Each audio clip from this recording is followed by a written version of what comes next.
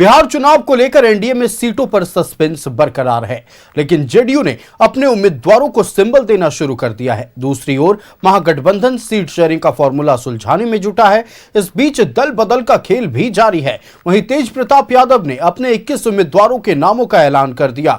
Jan Suraaj party ने 65 उम्मीदवारों की दूसरी सूची भी जारी कर दी है। देखिए रिपोर्ट। चुनाव में सीटों पर सस्पेंस बरकरार। एनडीए में सीट शेयरिंग के फॉर्मूले का ऐलान, लेकिन सीट के नामों पर सस्पेंस बरकरार। जेडीयू ने बांटने शुरू किए उम्मीदवारों को सिंबल। महागठबंधन में सीट बंटवारे पर पेच सुलझाने की कोशिश। बिहार चुनाव के दूसरे चरण का नॉमिनेशन भी शुरू हो गया है, लेकिन अब तक सीटों पर सस्पेंस बरकरार है। एनडीए में सीट शेयरिंग का फॉर्मूला फाइनल हो गया है। बीजेपी और जेडीयू 101 सीटों पर चुनाव लड़ेगी। एलजेपी रामविलास 29 सीट, हम और उपेंद्र कुशवाहा की पार्टी 6 सीटों पर चुनाव लड़ेगी। लेकिन अब तक कौन सीट पर कौन उम्मीदवार उतारेगा, इस पर सस्पेंस बरकरार है। बीजेपी प्रदेश अध्यक्ष दिलीप जायसवाल ने कहा कि 48 घंटे के भीतर न सिर्फ सीटों पर ऐलान किया जाएगा, बल्कि कौन कब नामांकन दाखिल करेगा ये भी बता दिया जाएगा। दिलीप जायसवाल ने कहा कि एनडीए के तमाम प्रत्याशी 16 अक्टूबर से 18 अक्टूबर के बीच नामांकन दाखिल करेंगे। इस दौरान केंद्रीय मंत्री, राज्य के मंत्री और सीएम नीतीश भी मौजूद रहेंगे। एनडीए गठबंधन ने फैसला लिया है कि 15, 16, 17, 15 अक्टूबर से लेकर 18 अक्टूबर के बीच 4 दिन में पूरे बिहार के अंदर एनडीए के उम्मीदवार नामांकन करेंगे।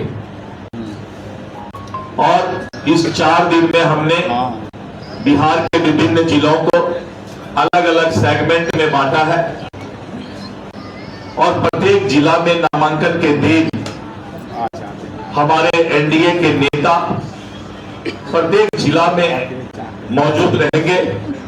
इसमें करीब 1 दर्जन से ज्यादा पूरे देश के मुख्यमंत्री भी नामांकन की शुरुआत में अपनी उपस्थिति देंगे। भारत सरकार के मंत्री भी रहेंगे और बिहार के नेता भी जो है अलग अलग सेगमेंट, अलग अलग जिला में पूरा हम लोगों ने रोड मैप बनाया है और नामांकन सभा का कार्यक्रम करेंगे। एनडीए में सीटों पर सस्पेंस बरकरार है, लेकिन दूसरी ओर जेडीयू ने अपने उम्मीदवारों को सिंबल बांटना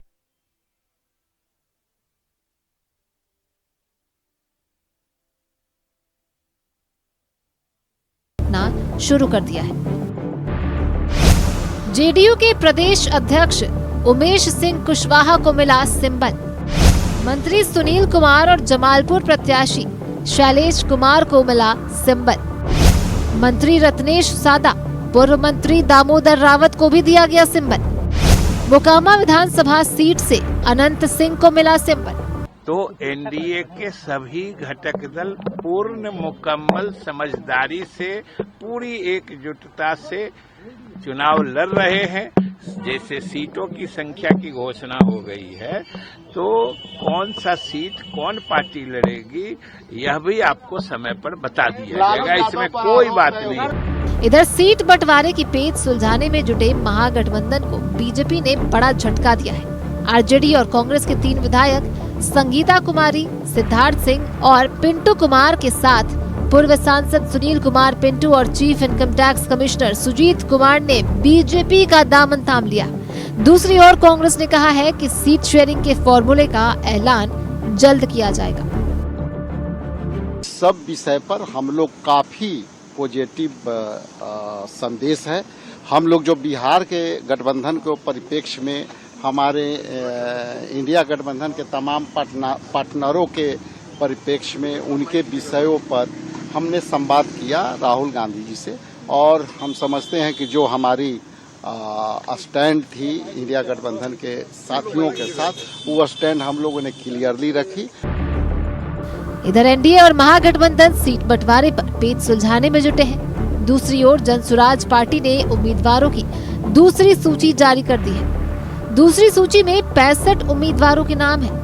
वहीं तेज प्रताप यादव ने भी अपनी पार्टी के 21 उम्मीदवारों के नामों का ऐलान कर दिया है। तेज प्रताप यादव खुद महुआ सीट से चुनाव लड़ेंगे। Bureau report, news 11 Bharat. इधर एक बड़ी खबर दिल्ली से आ रही है। महागठबंधन में सीट शेयरिंग पर पेच अब भी बरकरार है। तेजस्वी यादव के साथ कांग्रेस नेताओं की बैठक खत्म हुई है। आपको बताएं कि सूत्रों के हवाले से बड़ी खबर आ रही है। 60 सीटों की मांग पर कांग्रेस पार्टी अड़ी हुई है। वहीं आरजेडी मात्र 52 सीट देने को तैयार है। उम्मीदवारों के चयन को लेकर कांग्रेस सीईसी की बैठक भी खत्म हुई। आपको बताएं कि मंगलवार को दोपहर 2 बजे फिर होगी कांग्रेस सीईसी की बैठक। अकबर रोड स्थित ऑफिस में कांग्रेस सीईसी की बैठक होगी।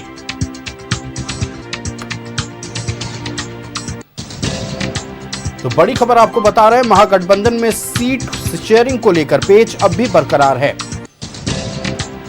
सूत्रों के हवाले से बड़ी खबर, 60 सीटों की मांग पर कांग्रेस पार्टी अड़ी हुई है और वहीं राष्ट्रीय जनता दल मात्र 52 सीट देने को तैयार है। तो बड़ी खबर आपको बता रहे हैं, महागठबंधन में सीट शेयरिंग पर पेंच अब भी फंसा हुआ है। 60 सीटों की मांग को लेकर कांग्रेस पार्टी अड़ा हुआ है। कांग्रेस को 52 सीट देने के लिए हालांकि आरजेडी तैयार है।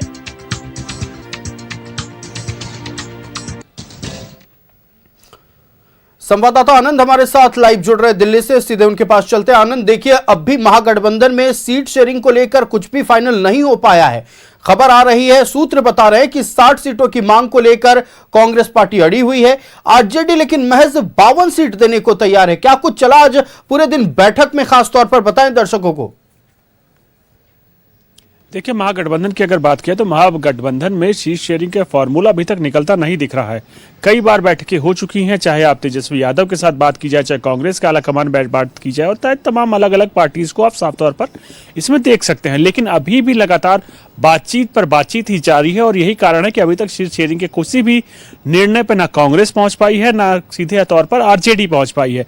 अभी बाकी एलायंस की आप बात की है तो बाकी एलायंस मुकेश साहनी भी अभी तक अपनी सीट शेयरिंग में क्या उनकी हिस्सेदारी होगी, कितनी विधानसभा सीटें उनको मिलेंगी, उसको लेकर भी सवालों के घेरे के निशान के तले हैं। और उसके साथ बाकी आप देखें तो बाकी एलायंस भी कम्युनिस्ट पार्टी को कितनी सीटें आरजेडी देती, तो इसको लेकर भी अभी सवाल बना हुआ है। तो कहीं ना कहीं जहां बीजेपी ने अपनी सीट शेयरिंग के फॉर्मूलों को जनता के बीच में रख दिया और टिकट वितरण भी शुरू कर दिया, तो कहीं ना कहीं महागठबंधन एक कदम पीछे है। और पीछे का आलम आप इस तौर पर साफ तौर पर देख सकते हैं कि यह है कि अगर सीट शेयरिंग की जो बातें की जाए, सूत्रों हमारे बता रहे हैं कि कांग्रेस लगभग 60 सीटों की मांग कर रही है, जिसमें आरजेडी अभी तक 52 सीट देने को तैयार हुई है। और 8 सीटों के गैप के चलते आज की बैठक भी बेनतीजा निकले और सीधे तौर पर अब आगे इसमें बात करने को लेकर ऑप्शन खोल दिया गया। तो कहीं ना कहीं आपको समझना होगा कि जो महागठबंधन जितनी तैयारियों के साथ पहले वो आ रहा था, अब लगातार एनडीए से पीछे होता जा रहा है। और साफ तौर पर अगर महागठबंधन में सीट शेयरिंग की बात की है तो लगभग इस वक्त तक कोई ऐसा फॉर्मूले पे सहमति नहीं बन पाई है जिसमें सारी एलाइज, चाहे आप आरजेडी की बात कीजिए, चाहे बीजेपी की, मुकेश साहनी की बात कीजिए, वाम दलों की, वो इसको लेकर एग्री कर गए हैं। और 17 तारीख आपको याद होगा, 17 को नामांकन का तारीख खत्म हो रही है। तो कहीं ना कहीं जो समय है वो समय बहुत कीमती है। यही कारण है कि लगातार बैठकों का दौर जारी है, लेकिन कोई नतीजा ना निकलना ये बड़ा सवाल उठा रहा है महागठबंधन पे। और बिहार जैसे राज्यों पे अगर आप पीछे होते हैं तो इसका सीधा असर नेशनल पॉलिटिक्स में भी देखने को मिलता है। यही कारण है कि महागठबंधन की तमाम पार्टीज इस ओर आगे बढ़ रही है कि जल्द से जल्द इसको निकाला जाए। लेकिन जो सीट शेयरिंग का फॉर्मूला है वो क्या होगा, किस पार्टी को कितना मिलेगा सीटें, उसको लेकर अभी तक कोई साफ तौर पर स्पष्टीकरण नहीं आया। आरजेडी भी अपनी सीटों को लेकर आगे बढ़ रही है और कहीं ना कहीं अपनी सीटें जितनी कम छोड़ी जा सके, यानी बाकी इलाकों जितनी कम दी जा सके उसको लेकर बातचीत कर रही है। तो कहीं ना कहीं बाकी देखिए तो कहीं ना कहीं इसमें अभी तो साफ तौर पर ये चीज सामने निकल कर आ रही है कि सीट शेयरिंग के फॉर्मूले पर अभी महागठबंधन पे कोई निर्णय नहीं हुआ है और बैठकों का बैठक दौर एक बार फिर आपको देखने को मिल सकता है। जी, निश्चित तौर पर देखिए महागठबंधन में तकरार अब भी देखने को मिल रहा है, खास तौर पर सीटों को लेकर। इधर देखिए सिर्फ बात हो रही है कांग्रेस पार्टी और राष्ट्रीय जनता दल को लेकर। वीआईपी प्रमुख मुकेश साहनी अब भी मौन हैं, लेकिन उनकी ओर से कुछ भी नहीं कहा जा रहा। उनके सीटों को लेकर, उनके कोटे के सीटों को लेकर अब भी शांति बरकरार है। कल का दिन बेहद महत्वपूर्ण होगा आनंद, और आपसे तमाम जानकारियां हम दर्शकों तक पहुंचाएंगे। फिलहाल आपका हमारे साथ जोड़ने के लिए और तमाम जानकारियां साझा करने के लिए बहुत धन्यवाद। तो महागठबंधन में सीट शेयरिंग पर पेंच अब भी बरकरार है।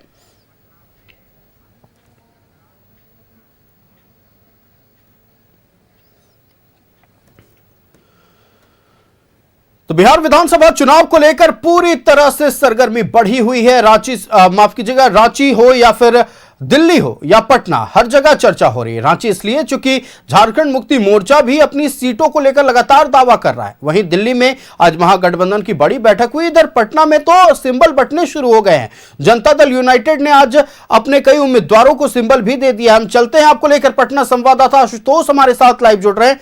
आशुतोष, देखिए सिंबल बंटना शुरू हो चुका है और अब तारीख का भी ऐलान जनता दल यूनाइटेड ने कर दिया है कि 15 से 18 के बीच हम अपने उम्मीदवारों का नॉमिनेशन करवाएंगे। खासतौर पर एनडीए की बात कर ली जाए, ना सिर्फ जेडीयू बल्कि एनडीए के जितने घटक दल के उम्मीदवार हैं सब 15 से 18 के बीच नॉमिनेशन करेंगे। दूसरी तरफ बात यह है महागठबंधन को लेकर कि अब तक सीट शेयरिंग ही फाइनल नहीं हुआ है। कल के बाद पहले चरण के लिए महज 2 दिन बचेंगे। ऐसे में बिहार की जनता, खासतौर पर राजधानी पटना की जनता किस मूड में है?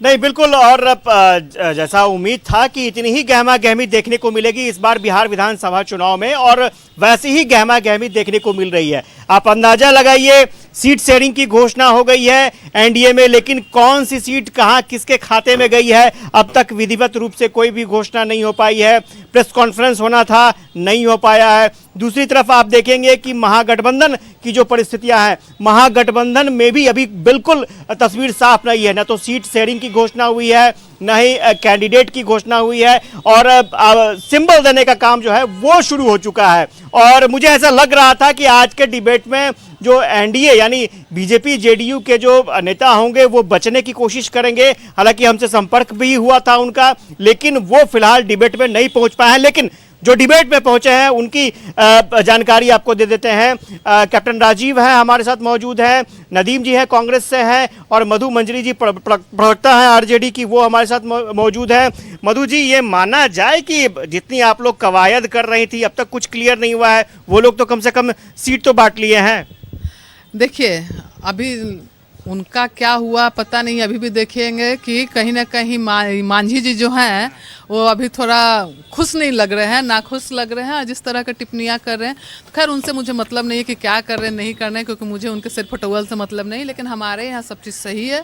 अब बहुत जल्द आज हमारे नेता पटना पहुँचेंगे और उसके बाद आज रात से सिम्बॉल भी बांटना शुरू हो जाएगा, और कल हम लोग आपके सामने सारा डिटेल्स, आज रात तक नहीं तो कल सुबह तक आपके सामने सारा डिटेल्स, आमतौर पर कितने सीट पर ये परंपरा रही है ना कि पहले घोषणा होती है, विधिवत रूप से प्रेस कॉन्फ्रेंस होता है, जानकारी दी जाती है, उसके बाद सिंबल दिया जाता है। यहाँ तो सारी परंपरा ही टूटती नजर आई। ये देखिए कि एक्चुअली क्या है ना कि इतना कम टाइम जो चुनाव आयोग की तरफ से इतना कम समय मिला, समय कम मिलने की वजह से सब थोड़ा सा जल्दी जल्दी में हर चीज़ हो रहा है कि लोगों को ये मौका नहीं मिल रहा है कि बहुत लंबा टाइम नहीं बचा है कि लोग प्रेस कॉन्फ्रेंस करें या आपस की बात करें, क्योंकि आपसी मीटिंग है, आपसी बातें हैं, सब चीज़ किसी भी पार्टी को लेकर के समय बहुत कम मिला। इस वजह से थोड़ा है कि लोग डायरेक्ट मैदान में आएंगे, डायरेक्ट नॉमिनेशन करेंगे, डायरेक्ट लोगों को मतलब पता चल मैदान में आएंगे। नदीम जी, इतना वीआईपी पार्टी ने इतना परेशान किया, और कांग्रेस के बारे में चर्चा है कि बहुत ज्यादा परेशान किया है वीआईपी पार्टी ने, और इसलिए सारी चीजें उलझी हुई है। देखिए, हमारे यहाँ कोई पार्टी किसी को कोई परेशान नहीं किया है।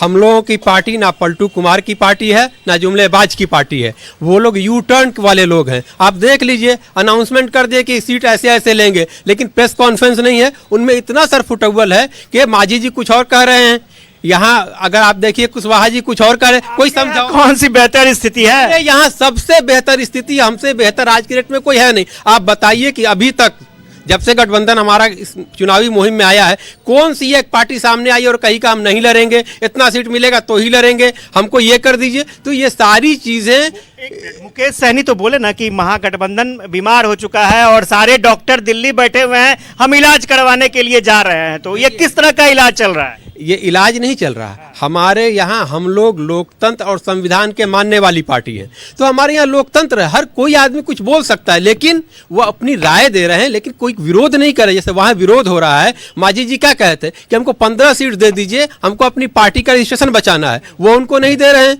वो कह रहे हैं कि उनको जो हुक्म करेंगे। आज कुशवाहा जी क्या कर समझौता कर लेंगे उनका। आप पढ़ लीजिए क्या शायरी वो कह रहे हैं कि जहां हैं वहीं रहेंगे, वहीं सब कुछ करेंगे। ये माना जाए कि कल कोई आप लोगों की तरफ से कोई ऐसा स्टेटमेंट नहीं आएगा। अरे हम लोग पलटू कुमार नहीं, हम लोग जुमलेबाज नहीं हैं। क्यों पलटू कुमार जुमलेबाज हम लोग को बना रहे हैं? हम लोग सिद्धांतवादी लोग हैं। राजीव जी, आपको लगता है कि सब सही में सब चीज ऑल इज वेल है? एनडीए में ऑल इज वेल है, महागठबंधन में ऑल इज वेल है? ऑल इज वेल तो है ही। मुझको एक लघु कथा याद आती है कि 5 दोस्त बैठे एक थाली के चारों तरफ, थाली में खिचड़ी है, बीच में थोड़ा सा कुआं जैसा बना, उसमें घी है, और पांचों अपनी अपनी उंगली से लाइन खींच रहे हैं कि किसकी तरफ घी ज़्यादा चला है। बस उसी की जद्दोजहद है। ये सब तमाशा देख रही है बिहार की जनता। ये 30-40 साल से चल रहा है, ऐसे ही चल रहा है, और इसी का नतीजा है कि इतनी बदहाली है। इन लोग के बारे में तो खैर आरजेडी और जो गठबंधन है उसके बारे में तो अब कोर्ट ने ही कह दिया है, कॉग्निजेंस ले लिया है। फर्स्ट फैमिली उनकी परेशान है करप्शन चार्जेस पे, और जो कंबल ओढ़ के घी पी रहे थे जो लोग, जिनको हम लोगों ने उजागर किया, जिनके करप्शन को, इस प्रदेश की स्थिति तभी सुधरेगी जब व्यवस्था परिवर्तन होगी। और उस व्यवस्था परिवर्तन के लिए एक पार्टी चाहिए जो 243 सीट पे लड़ रही है और फुल मैंडेट लेके आएगी, और हम लोग बिहार का व्यवस्था परिवर्तन करेंगे। एक चीज जानना चाहेंगे, 116 सीटों की जानकारी आपने शेयर कर दी है, उम्मीदवारों के नामों की लिस्ट शेयर कर दी है। इंतजार हो रहा है महागठबंधन की सूची आ जाए, उसके बाद आप लोग जारी करेंगे बाकी जो सीटें बची हुई हैं? नहीं, कहाँ देखकर कैंडिडेट कैसा है उसके बाद दिया जाएगा। कहाँ किया 100, फिर हम 116 भी रुक जाते, देख के करते, तो ऐसा तो है नहीं। हम लोगों ने प्रॉमिस किया था कि हमारे कैंडिडेट्स इंडिपेंडेंट हैं, हम कहीं के छटे हुए इधर उधर के लोगों को नहीं ले रहे। 116 लगभग आधा 50% तो हम लोगों ने डिक्लेयर कर दिया, और 1-2 दिन में वो भी हो जाएगा। थोड़ा मंथन की जरूरत होती है, वहाँ हम लोग लोकली जाके विधानसभा में वहाँ से रिपोर्ट लेते हैं। यहाँ भी हंगामा हुआ ना, 2 दिन देखा गया, हंगामा हुआ, आश्वासन दिया गया था किसी और को, लेकिन उसका नाम आया नहीं लिस्ट में। आपने देखा कोई पुलिस खड़ी हो वहाँ पे, कुछ कोई सिक्योरिटी? अरे हंगामा नहीं था वो, कुछ लोग डिसअपॉइंटेड थे भाई। हर जगह से कुछ संभावित प्रत्याशी थे, 4 थे, 5 थे, अब उसमें से एक ही को टिकट मिलना है जो सबसे लोकप्रिय है, सबको पता है। तो जो बाकी 4 जिनको नहीं मिला उसमें 1-2 तो डिसअपॉइंटेड होंगे ही। तो भाई थोड़ा बहुत तो आक्रोश पड़ा जाते हैं। मधु जी, एक परेशानी की बात जरूर सामने आई, आज आपके नेता कटघरे में आ गए और ये माना जा रहा है कि चुनाव पर भी उसका असर पड़ेगा। आप मानती हैं कि असर पड़ेगा? अरे बिल्कुल नहीं, कोई चुनाव पे असर पड़ेगा नहीं, क्योंकि हमें बिहार की जनता पे भरोसा है, और बिहार की जनता पे को आदरणीय तेजस्वी प्रसाद यादव जी पे भरोसा है। बिहार की जनता समझ गई कि जहाँ भी इलेक्शन होता है तो बीजेपी सिर्फ अकेले इलेक्शन नहीं लड़ती। बीजेपी क्या बोलते हैं, CBI, ED जो भी होता है, कोर्ट का प्रक्रिया, ये प्रक्रिया, वो सब नहीं, आप साक्ष्य के आधार पर ही सब चीज होता है। बिल्कुल साक्ष्य के आधार पर सब चीज होता है। जहाँ बीजेपी हारती रहती है यहीं पे साक्ष्य के आधार। जैसे कि आपने देखा केजरीवाल के साथ क्या किया गया है ना, ममता बनर्जी के साथ वही किया गया, आपके बगल में झारखंड के मतलब के साथ वही किया गया। तो ये लगातार जहाँ की टिकट की बात आती है तो आपको याद होगा कि पिछले बिहार विधानसभा में ये जो मोदी जी के हनुमान जी है ना, सो कॉज हनुमान है ना, जिसको कि हनुमान के नाम को भी बदनाम कर रहे हैं, वो हनुमान जो कि शर्तों पे राम से प्यार करते हैं। कभी कोई सुना है क्या कि कोई हनुमान जी कभी शर्तों पे राम से प्यार? वो निस्वार्थ भाव से प्यार करते हैं। तो नहीं हुए ना, नाराजगी की तो बात आई नहीं। एक बात बताइए, हमें शर्त है कि हम राम से तो प्यार करते हैं, हम उनके हनुमान हैं, लेकिन हनुमान को क्या चाहिए? इतने सीट पे टिकट चाहिए, राज्यसभा चाहिए, MLC चाहिए, आयोग में चाहिए। ये कैसा हनुमान है? यहाँ पे है ना मैडम, वहाँ मीटिंग से निकले सारे लोग खुश हैं, हनुमान के नाम को बदनाम कर रहे हैं। पहली बात कि इनको तो हनुमान खुद को बोलना नहीं चाहिए, क्योंकि हम लोग को कहते हैं ना कि हनुमान के नाम को, हनुमान कभी स्वार्थी नहीं हो सकते।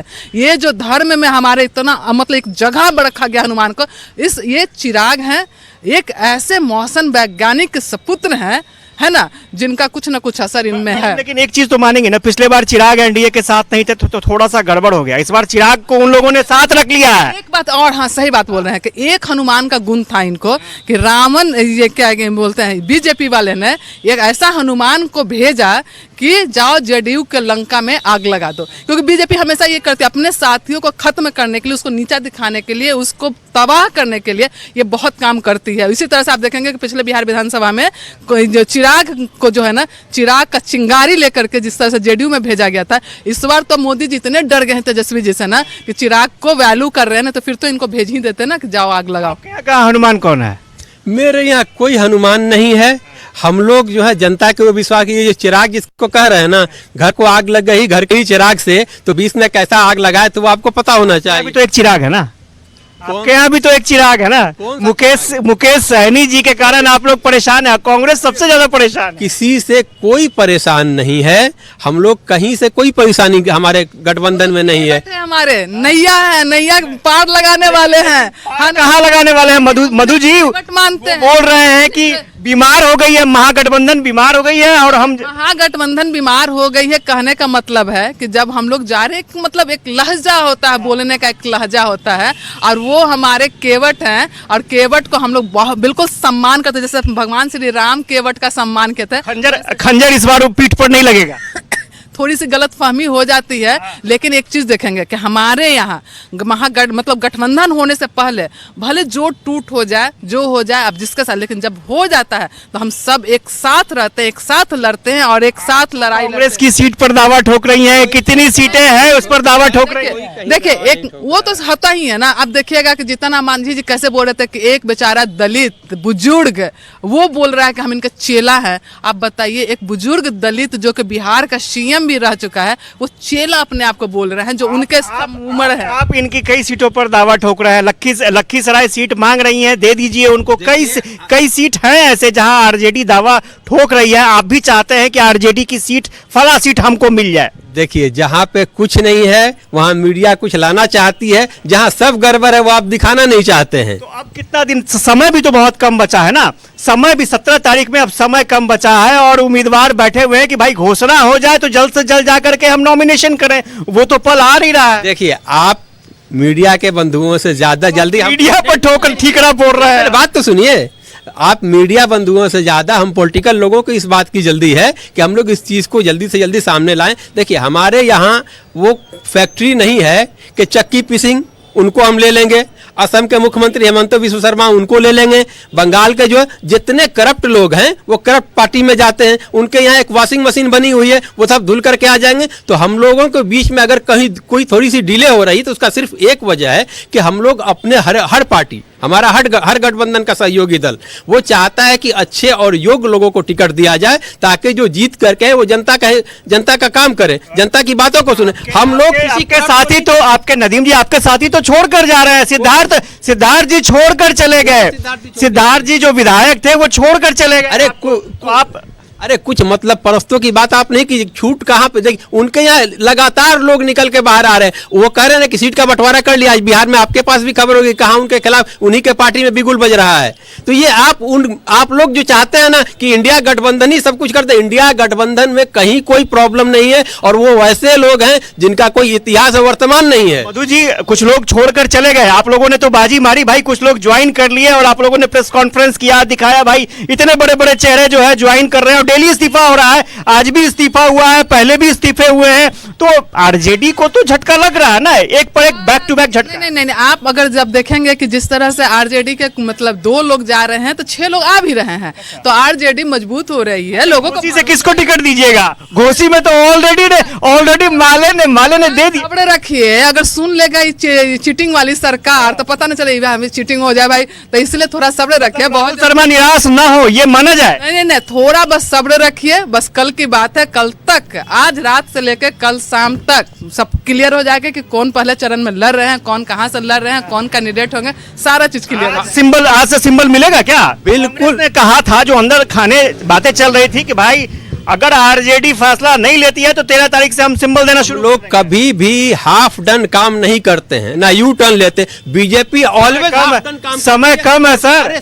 समय मेरे लिए पर्याप्त है, हम समय पे सारे काम को करेंगे। कैंडिडेट से पूछिए ना, जो आपके उम्मीदवार है उनसे पूछिए। हमने ही समय पे इस देश को आजादी दिलाई, हमने ही समय पे सारा कुछ करके दिया। आज ये लोग जो बेच रहे हैं, जो जुमलेबाज लोग हैं, वो क्या बेच रहे हैं? बिहार को बेचने के से बचाना है। 1 रुपए में वो अडानी को जमीन दे रहे हैं और वो आपको पता है कि बाकी प्रदेशों में जहां उनको बिजली बनाने के लिए जमीन मिली है, लगभग 3.5 रुपए की दर से वो बिजली दे रहे हैं। बिहार में इससे पहले आप इसलिए परेशान थे कि उद्योग धंधे लग नहीं रहे थे, अब उद्योग धंधे लग रहे हैं तो इसलिए परेशान।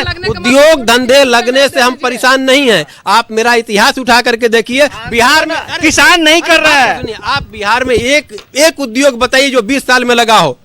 कांग्रेस के राज में डबल इंजन की सरकार अब आई है तो डबल इंजन विदाउट ईंधन, बिना ईंधन वाली ये सरकार, इंजन चलेगी कैसे? पर कैप्टन राजीव जी, जो अभी आप लोग तो खुश होंगे, बहुत ज्यादा इधर उधर की बात हो रही है, टूटकर लोग, विधायक लोग इधर जा रहे हैं, कुछ लोग उधर जा रहे हैं, आप अपने आप को कहाँ पाते हैं? आपके यहाँ कौन कौन से लोग आ रहे हैं?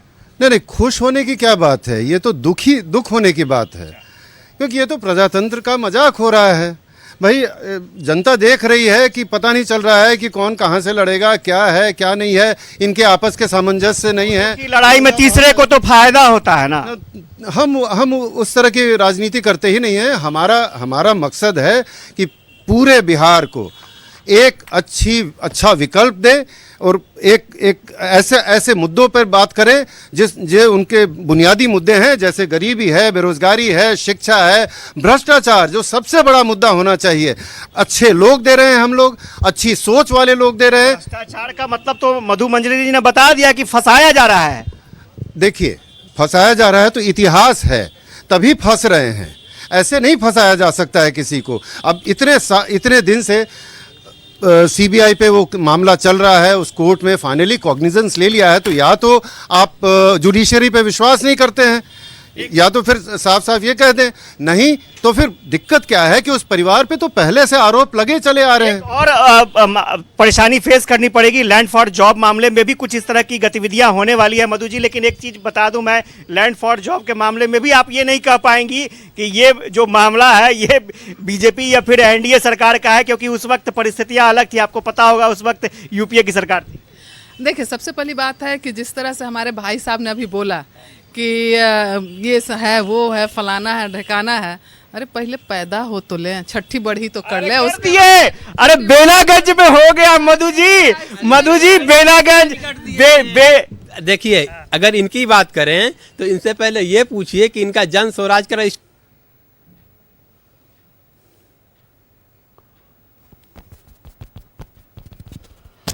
तो संवाददाता आशुतोष हमारे साथ लाइव जुड़े हुए थे, हम एक बार फिर उनके पास लौटेंगे। फिलहाल आपको बता दें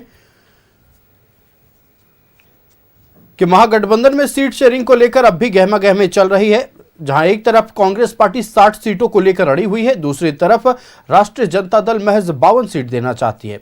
कल का दिन बेहद महत्वपूर्ण होने वाला है। कल भी कांग्रेस सीईसी की बैठक होने वाली है और लगातार ये दावा किया जा रहा है महागठबंधन के तमाम घटक दल के नेता हों, प्रवक्ता हों, उनकी ओर से कि कल देर शाम तक सब कुछ तय हो जाएगा। बिहार विधानसभा चुनाव को लेकर गहमागहमी बढ़ी हुई है। अलग अलग राजनीतिक दलों में खासतौर पर टिकट को लेकर होड़ मची हुई है। हालांकि ये अब तक तय नहीं हो पाया है या एनडीए हो या महागठबंधन की कौन सी सीट पर कौन सी पार्टी चुनाव लड़ेगी, लेकिन फिर भी जनता दल यूनाइटेड की ओर से सिंबल बांटा जाने लगा है। दूसरी तरफ तेज प्रताप यादव ने भी अपनी पार्टी के उम्मीदवारों के नाम की पहली सूची जारी कर दी है, जदुराज ने तो दूसरी सूची जारी कर दी। संवाददाता आशुतोष पटना से लगातार हमारे साथ बने हुए, आशुतोष के पास चलते हैं। आशुतोष, देखिए, राजनीतिक गलियारों में इस बात की भी चर्चा है कि देर जानबूझकर की जा रही है। देरी का कारण यह बताया जा रहा है कि कुछ ऐसे भी पार्टियां हैं जो इंतजार कर रही हैं कि अगले पार्टी से अगर कोई नाराज होकर या बागी होकर आता है तो उसका फायदा हम उठा सके। देखिए बिल्कुल जो सवाल आपने पूछा है वो सवाल भी हम लेंगे, लेकिन कुछ सवाल अधूरे रह गए थे, उनको पूरा करना बेहद जरूरी है। आरोप लग रहे हैं कि आप लोगों का तो अभी जन्म नहीं हुआ है, अभी तो आप लोगों ने देखा नहीं है। और ठीक है, हम लोग नई पार्टी हैं, कोई बात नहीं है, लेकिन पिछले 5 साल से 30 साल से 35 साल से जनता तो सब देख ही रही है ना। हम तो एक विकल्प लेके आए हैं, अब जनता डिसाइड करेगी। अब इन लोग की मजबूरियों के बारे में हम बता दें। अब चूंकि खुद भ्रष्टाचार में लिप्त इनकी पार्टी रही है जब वो सरकार में थे, तो अब जब विपक्ष में आए तो एनडीए के भ्रष्टाचार पे आवाज नहीं उठा सकते थे। कहाँ इन लोगों ने विपक्ष की भूमिका निभाई? विपक्ष की भूमिका तो हम लोगों ने निभाई जब हम लोगों ने उनके भ्रष्टाचार के खिलाफ सबूत दिया। सबसे बड़ी बात तो ये है, वो तो गठबंधन की मजबूरी, अभी तक सीट फाइनलाइज नहीं हो पा रहा है कि कौन कहां से लड़ेगा, कितने में लड़ेगा, क्या लड़ेगा, ये सब चीज तो जनता जा रहा है कि जानबूझकर विलंब हो रहा है कि भाई पहले पता चले कि तुम पहले जारी करो, या फिर आप और आपके चक्कर में ये विलंब हो रहा है। अच्छा है, हम तो चाहते हैं कि हमारे कैंडिडेट से भी अच्छे कैंडिडेट ये लोग दें। हमने हमेशा कहा है कि बिहार जीतना चाहिए, हमारी पार्टी जीते या ना जीते। हमारे सूत्रधार ने ये डंके की चोट पे कहा है कि हमारे कैंडिडेट से आपका कैंडिडेट अगर अच्छा हो तो जनता उसको जिताए, हमको नहीं। आप और आपके चक्कर में विलम्ब हो रहा है। पहले आप कोई पहले आप के चक्कर में कोई विलंब नहीं हो रहा है। मैं बार बार फिर वही कहूंगा कि जहां सवाल होना चाहिए वहां सवाल नहीं होता है, जहां सवाल नहीं होना चाहिए, जहां कुछ नहीं है वहां आप कुछ खोजने की कोशिश करते हैं, और जहां सब कुछ दिख रहा है वहां आप पूछते नहीं हैं। मधु जी, एक परेशानी आप लोगों के लिए ये भी है कि तेज प्रताप यादव ने कैंडिडेट दे दिए हैं और 7 यादव कैंडिडेट दिए हैं और वैसी जगह दिए हैं जहां पर आपके यानी आरजेडी के मजबूत कैंडिडेट हैं, विधायक हैं। परेशानी तो होगी, ये तो मान लीजिए। देखिए, किसी भी इलेक्शन में मिनिमम मुझे लगता है कि 10 लोग खड़े होते होंगे, और भी बहुत सारी छोटी छोटी पार्टियां हैं जिनको हम लोग जानते भी नहीं है। अगर आप देखेंगे तो उस समय जब सिंबल आता है तो बहुत सारी पार्टियों का नाम आता है, तो वो रहता है। तो लोकतंत्र की ये खूबसूरती है कि हर किसी का अधिकार है पार्टी बनाने का, हर किसी का अधिकार है आशुतोष, लड़ने देखिए का। लगातार जो है महागठबंधन के घटक दल के प्रवक्ता जो आपके साथ मौजूद हैं, ये दावा कर रहे हैं कि सब कुछ ठीक है, सब ठीक हो गया है। आज ही हमने दिल्ली में देखा, महागठबंधन की पहले बैठक होती है, फिर बैठक होती है राष्ट्रीय जनता दल की कांग्रेस पार्टी के साथ, फिर अलग से मुकेश सहनी के साथ बैठक होती है। अगर पेच नहीं होता तो इतनी अलग अलग बैठकें की जरूरत कहां थी? नहीं, बिल्कुल, जिस तरह से बैठकें चल रही हैं वो भी अलग अलग लगातार। पहले पटना में बैठक करके मामला सुलझाने की कोशिश की गई, दिल्ली में सुलझाने की कोशिश की जा रही है। इतनी बैठकें हो रही हैं, मुझे लगता है कि इतनी बैठकें पहले आप लोगों ने भी नहीं की होगी। देखिए, आपको मंथन करना पड़ेगा। मंथन बिना किए वहाँ से विष को बाहर नहीं करेंगे, अमृत को नहीं लाएंगे। तो हम लोग मंथन कर रहे हैं इसलिए कि वहाँ से हम लोग अमृत निकाल पाएँ। उनके यहाँ तो भ्रष्टाचार की गंगा है। आप देख लीजिए कि उनका ट्रैक रिकॉर्ड, जो उन लोग जो बात कर रहे हैं, उनके यहाँ एनडीए गठबंधन में कैसे कैसे लोगों की पार्टी है, वो लोग दूसरे के ऊपर इल्ज़ाम लगाते हैं। उनके यहाँ तो सारा का सारा सिस्टम, एक्चुअली एनडीए जो है भ्रष्टाचार नहीं, एनडीए का सबसे बड़ा प्रॉब्लम क्या है कि 2014 और उससे पहले ये लोग वोट चोरों की सरकार है, वोट चोरी से सरकार बनाते हैं। आज जो देश के प्रधानमंत्री बनारस से चुने गए हैं, चुने नहीं गए, चोरी से जीते गए। बात बताइए, आपकी सरकार बन जाए तो सब बढ़िया, आपके विधायक चुने जाए तो बहुत बढ़िया, दूसरा कोई बना ले तो वो गलत हो गया। ये कैसे? मैं आपको ये बता दूं, आपको मैं एक एग्जांपल देता हूं। अगर आप हमसे राय नहीं रखते होंगे तो मैं अपनी बात वापस ले लूंगा। अगर आपके घर में चोरी होती है, कैश, नगद, जेवर जेवरात चोर लेके चला जाता है, टेबल, कुर्सी, पलंग और कपड़े बच जाएंगे, तो आपके वहाँ चोरी नहीं हुई? अच्छा, एक बात बताइए, नहीं, चोरी हुई कि नहीं हुई? चोरी होगी तो कंप्लेन जाएगा नदीम साहब, चोरी होगी तो कंप्लेन जाएगा। कितनी पब्लिक, जितनी भी पब्लिक ने थी, एसआईआर के बाद उन्हें स्पष्ट तौर पर कहा गया था कि आपत्तियां जहां आपको नजर आती हैं दीजिए। पॉलिटिकल पार्टी को भी कहा गया था नदीम साहब, पॉलिटिकल पार्टी ने इंटरेस्ट नहीं दिखाया। भाजपा का प्रवक्ता थोड़ा सा अलग हो जाइए। मैं ये बता रहा हूं कि देखिए, हमारे नेता ने पीपीटी प्रेजेंटेशन के हिसाब से सारा कुछ बताया इस देश को।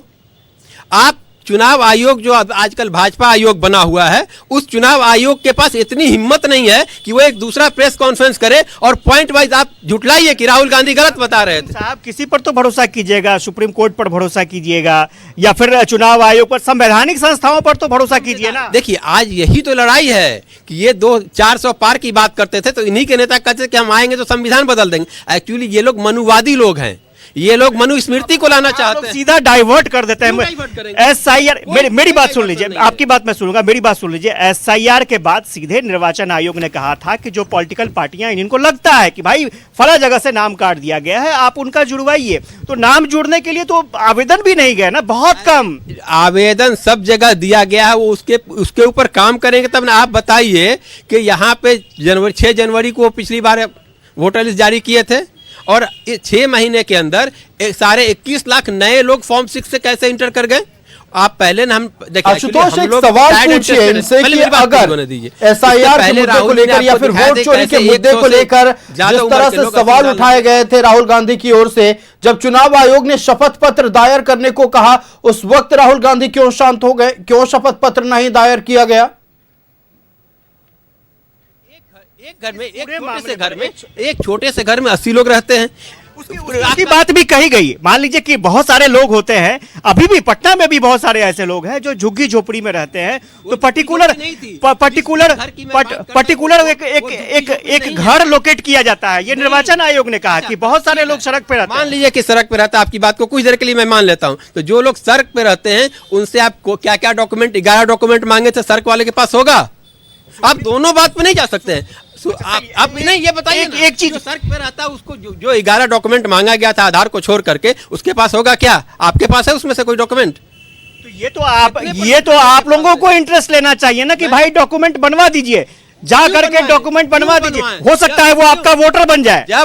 जब आप पहले उसी आधार कार्ड से आप लोगों को रजिस्ट्रेशन कर रहे थे, लोगों को मतदान देने का अधिकार दे रहे थे, अब आप उसको क्यों अलग कर रहे हैं? निर्वाचन आयोग ने तो एक बार राहुल जी को कहा कि आप एफिडेविट दे दीजिए कि इस तरह की गड़बड़ी है, इस तरह की गड़बड़ी है, लेकिन वो भी नहीं हो पाया ना सर। सुनिए, हम लोग हाफिडेविट देने वाले लोग नहीं हैं, हम लोग हाफिडेविट नहीं जानते हैं, हम लोग थोड़ा सा पढ़े लिखे लोग हैं, नाम परिवर्तन, हाफिडेविट वाला अपना हाफ रहा है, उसको छोड़ दीजिए। हम लोग, चुनाव आयोग अगर ये कह रहा है तो बताइए, राहुल जी ने जिस वक्त ये प्रेस कॉन्फ्रेंस पहला किया था, उसके 2-4 दिन के बाद अनुराग ठाकुर जी ने इसी मसले को लेकर प्रेस कॉन्फ्रेंस किया था। चुनाव आयोग का जबान सिल गया था, मुंह में दही जम गई थी, उसने क्यों नहीं अनुराग ठाकुर को भी कहा कि आप या तो हाफिडेविट दीजिए, हाफिडेविट जो हाफिडेविट वाली पार्टी है, या फिर आप माफी मांगिए। राहुल जी को माफी मंगवाना आसान बात है, कहे ना अनुराग ठाकुर जी से, क्यों ठीक है? ये दोहरा मापदंड नहीं, ये दोहरा मापदंड बिल्कुल किसी ना किसी संवैधानिक संस्था को तो मानना पड़ेगा, संवैधानिक संस्था को मानना पड़ेगा। सर एक चीज बताइएगा कि जो अभी मुद्दे चल रहे हैं, वर्तमान मुद्दे चल रहे हैं, और वर्तमान मुद्दों के आधार पर वोट मांगने की कोशिश की जा रही है एनडीए की तरफ से, महागठबंधन की तरफ से, आपको लगता है कि दोनों में से किन जो गठबंधन है उनका टक्कर आपसे ज्यादा होगा, उनका पलड़ा भारी नजर आता है? वर्तमान मुद्दे कौन से मुद्दों की बात कर रहे हैं आप? नौकरी का, रोजगार का, सारे लोगों ने तो कह दिया। तेजस्वी यादव बोल रहे हैं कि हम घर घर नौकरी दे देंगे, एक शख्स को परिवार में एक नौकरी दे। तो 3 साल से हम लोग शुरू किए हैं, तब से इन मुद्दों को उठा रहे हैं। ये आज के मुद्दे, वर्तमान मुद्दे नहीं, 3 साल से लगातार हम लोग उठा रहे हैं। सुने बेरोजगारी, पलायन, शिक्षा और भ्रष्टाचार, ये सारे मुद्दे तो जब से प्रशांत जी ने पदयात्रा अपनी शुरू की, लगातार बात कर रहे हैं इसके बारे में। हर कम्युनिटी बॉक्स में हमको बोलने दीजिए, बीच में मत बोलिए आप। तो लगातार हम लोग ये निश्चित तौर पर आशुतोष, देखिए अलग अलग राजनीतिक दल के अलग अलग तर्क हैं, सब अपने मुद्दों को बड़ा बताने पर तुला हुआ है। और खास तौर पर अगर बिहार की बात होती है, पलायन एक बड़ा मुद्दा निश्चित तौर पर है, बेरोजगारी बड़ा मुद्दा है, और साथ ही जो उद्योग नहीं लग पाए बिहार में, जो हर साल बाढ़ की पीड़ा झेलती है बिहार की जनता, यह बड़ा मुद्दा है। इन मुद्दों पर जो बात करेंगे, जो काम करेंगे, शायद जनता उन पर भरोसा करे। आशुतोष, आपको हमारे साथ जुड़ने के लिए और तमाम प्रवक्ताओं की बातें हमारे दर्शकों तक पहुंचाने के लिए बहुत धन्यवाद। तो बिहार विधानसभा चुनाव को लेकर अब तरह तरह की बातें सामने आने लगी है। सबसे पहला मुद्दा यह है कि सीट शेयरिंग पर पेच अब भी महागठबंधन में बरकरार है, और वहीं दूसरी तरफ अगर एनडीए में सीट शेयरिंग का मसला सुलझा भी है तो कौन सी पार्टी कौन सा विधानसभा सीट पर चुनाव लड़ेगी, यह तय नहीं हुआ है।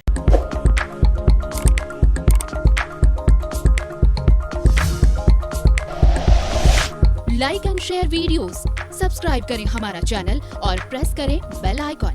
न्यूज़ 11 भारत, सच है तो दिखेगा।